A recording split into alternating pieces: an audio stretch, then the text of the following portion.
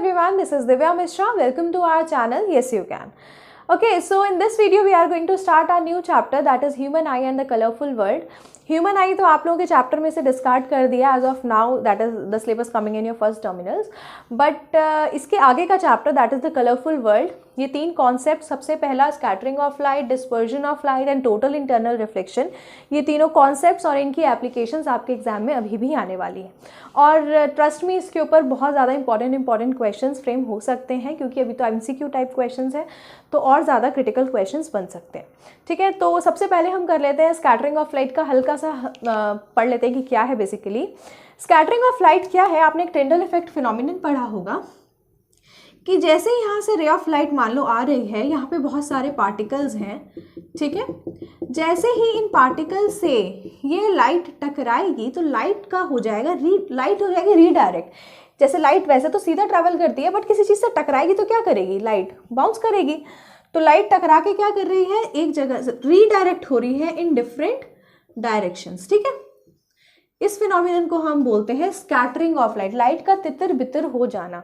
It is basically the redirection of light when it interacts with the particles present in a medium. This phenomenon is known as scattering of light. Then इसके बाद एक और phenomenon आता है dispersion of light. Dispersion of light is basically the splitting of white light into its 7 colors, into its corresponding 7 colors when it enters a prism. See, like this is a prism. जैसे ही white light इसको enter करती है तो ये 7 colours में disperse हो जाता है. ठीक है, 7 कलर्स हो गए ना, 7. ठीक है, तो ये जो 7 कलर्स का स्पेक्ट्रम है, इसको हम बोलते हैं विबग्योर. ठीक है, ये जो 7 कलर का स्पेक्ट्रम है, इसको हम बोलते हैं विबग्योर. और इस फिनोमिनन को बोलते हैं हम डिस्पर्जन ऑफ लाइट. तो हम क्या बोल सकते हैं, इसमें वाइट लाइट आती है और actually white light consist of 7 colours. तो इसकी और ज़्यादा क्लैरिटी हम अपने नेक्स्ट क्लास में करेंगे, जब हम स्पेशली मैं डिस्पर्जन ऑफ लाइट के बारे में पढ़ाऊंगी. But this class is totally devoted to total internal reflection, because ये इस चैप्टर का काफ़ी ज़्यादा इंपॉर्टेंट टॉपिक है ये, और इससे बहुत ज़्यादा क्रिटिकल क्वेश्चंस भी बनते हैं. So let's start total internal reflection. Reflection क्या होता है? जैसे किसी पॉलिश्ड सरफेस पे, टोटल इंटरनल रिफ्लेक्शन को समझने से पहले कुछ टर्म्स जानना बहुत ज़्यादा ज़रूरी है, तो पहले वो समझ लेते हैं. रिफ्लेक्शन क्या होता है? जैसे ही किसी पॉलिश्ड सरफेस पे लाइट पड़ती है, ठीक है, रे ऑफ लाइट पड़ती है, तो वो क्या कर जाती है? रिफ्लेक्ट कर जाती है. ठीक है, इस एंगल को हम बोलते हैं एंगल ऑफ इंसिडेंस और इस एंगल को हम बोलते हैं एंगल ऑफ रिफ्लेक्शन. ठीक है, तो ये तो हमने पढ़ लिया रिफ्लेक्शन के बारे में. ठीक है, मतलब क्या कर रहा है, वो उसी मीडियम में है. जो लाइट है आपकी अभी उसी मीडियम में है जिस मीडियम से आई थी. रिफ्रैक्शन में क्या हो रहा है? ये एक मीडियम है, ये दूसरा मीडियम है. लाइट ट्रैवल कर रही है एक मीडियम से दूसरे मीडियम में. ठीक है, तो वो क्या कर जाती है? लाइट कर जाती है बेंड. ठीक है, यहाँ से लाइट आ रही है और लाइट ने कर दिया बेंड. अब इसके दो तरीके हो सकते हैं, 2 तरीके से ये बेंड कर सकते हैं, या तो अवे फ्रॉम द नॉर्मल या तो टुवर्ड द नॉर्मल. ये कैसे बेंड करेगी? The bending of light depends on the refractive index. जो मीडियम का रिफ्रैक्टिव इंडेक्स जैसे जैसे बढ़ता जाएगा, ये लाइट उतनी ही अवे फ्रॉम द नॉर्मल जाती रहेगी. ठीक है, तो सबसे पहले बात करते हैं, रेयर से जाएगी लाइट डेंसर मीडियम में. ठीक है, रेयर से डेंसर मीडियम में जाएगी, तो ये है एयर फर्स्ट मीडियम, सेकंड है वाटर. ठीक है, ये बना लिया हमने नॉर्मल. लाइट आई, लाइट क्या करेगी? रेयरर से जब डेंसर मीडियम में जाती है तो टुवर्ड्स नॉर्मल मूव करती है. क्या करती है? Towards normal. ठीक है, अब हम बात कर लेते हैं सेकंड केस की, जहाँ पे लाइट जा रही है denser to rarer medium. Denser medium से अगर रेयरर मीडियम में जाएगी तो वो लाइट कैसे जाएगी? Away from the normal. ये सब वो बातें हैं जो ऑलरेडी आप पढ़ चुके हैं, पुरानी कॉन्सेप्ट्स. ये जब लाइट ऐसे एंटर करेगी, ये है डेंसर, तो मतलब ये है वाटर, एंड दिस इज, ये है मीडियम 2, ये है मीडियम 1. जब वाटर से एयर में एंटर करेगी तो कैसे जाएगी? Away from the normal. ठीक है, कैसे जाएगी? Away from the normal. जो नॉर्मल के पास में आए तो उसको बोलते हैं टुवर्ड्स नॉर्मल. जो नॉर्मल से दूर जाए उसको बोलेंगे अवे फ्रॉम द नॉर्मल. ये कैसे कैसे? जैसे अगर वाटर में जा रही है तो लाइट कर रही है थोड़ा कम बेंड. फिर अगर ग्लास में आप जाओगे तो करेगी ज़्यादा बेंड, और फिर उससे ज़्यादा भी डाल दोगे, डायमंड में जाओगे तो और ज़्यादा लाइट बेंड करेगी, मतलब अवे फ्रॉम द नॉर्मल जाती चली जाएगी। ये जाएगी थोड़ा, फिर और ज़्यादा। तो जैसे जैसे आप रिफ्रैक्टिव इंडेक्स मीडियम बढ़ाते रहेंगे वैसे वैसे जितना ज़्यादा denser the medium the light will bend more.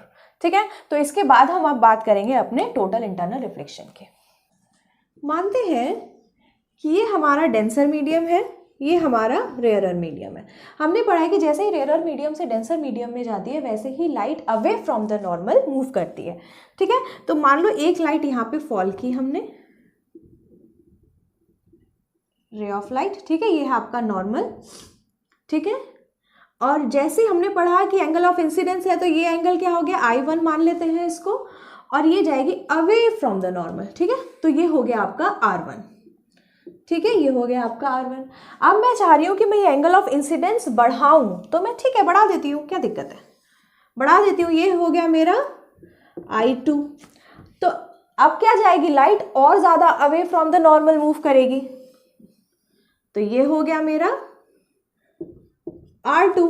ठीक है, मैं चाह रही हूँ कि और थोड़ा सा एंगल बढ़ा देते हैं। मैंने यहाँ पे और एक एंगल बढ़ा दिया, ये बढ़ाया मैंने I3।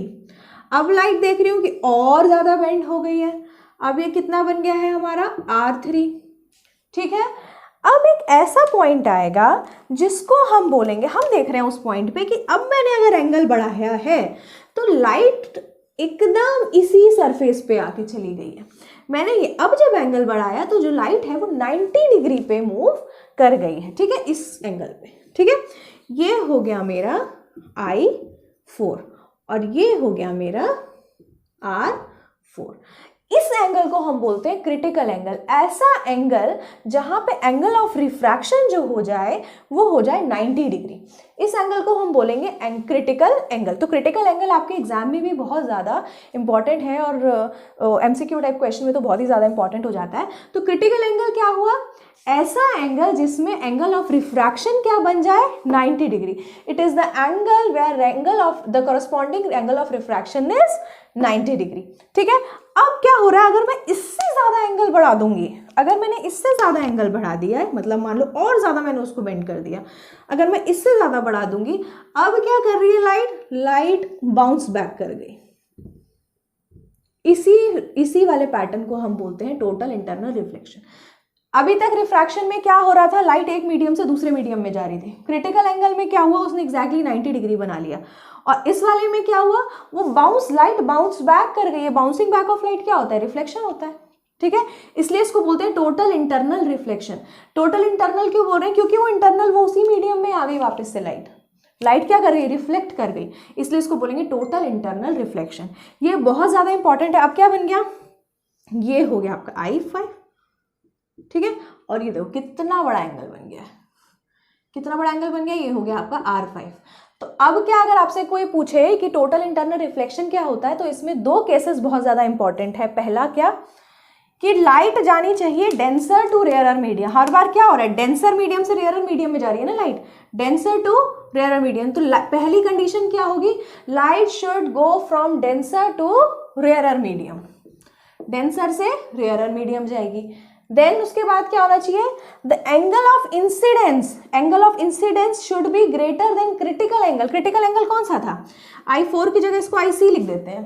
क्यों, क्योंकि तो क्रिटिकल एंगल है ना, क्योंकि यहाँ से तो बन रहा है एंगल ऑफ लाइट कैसे रिफ्रैक्ट कर रही है, 90 डिग्री पे रिफ्रैक्ट कर रही है, तो इसलिए हम इसको क्या बोलेंगे, angle of incidence should B.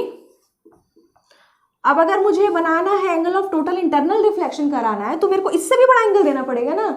इससे अगर छोटा एंगल दूंगी तब तो लाइट बाहर की तरफ चली जाएगी, दूसरे मीडियम में चली जाएगी, अवे फ्रॉम द नॉर्मल। ठीक है, बट अगर मुझे कराना है टोटल इंटरनल रिफ्लेक्शन, तो मुझे angle of incidence should be greater than critical angle. अगर एंगल ऑफ इंसिडेंस ग्रेटर है क्रिटिकल एंगल से, तभी ये टोटल इंटरनल रिफ्लेक्शन पॉसिबल है। तो हमने समझ लिया कि टोटल इंटरनल रिफ्लेक्शन क्या होता है, क्रिटिकल एंगल क्या होता है। क्रिटिकल एंगल बहुत ज़्यादा इंपॉर्टेंट है, इसलिए याद रखना, और उससे ज़्यादा अगर हम एंगल प्रोवाइड करते हैं तो हो जाता है total internal reflection. The phenomenon of bouncing back of light when it tends to enter from denser to rarer medium and with angle of incidence greater than critical angle. Okay, and what is critical angle? Critical angle is a special angle, it is a special condition when the angle of incidence, when the angle of reflection is 90 degree. ठीक है, तो ये दोनों chapter, ये दोनों concepts बहुत ज़्यादा important हैं और इसके साथ साथ हमारी ये वीडियो भी कंप्लीट होती है और इसके जो एप्लीकेशंस है वो मैं नेक्स्ट वीडियो में आपको कराऊंगी.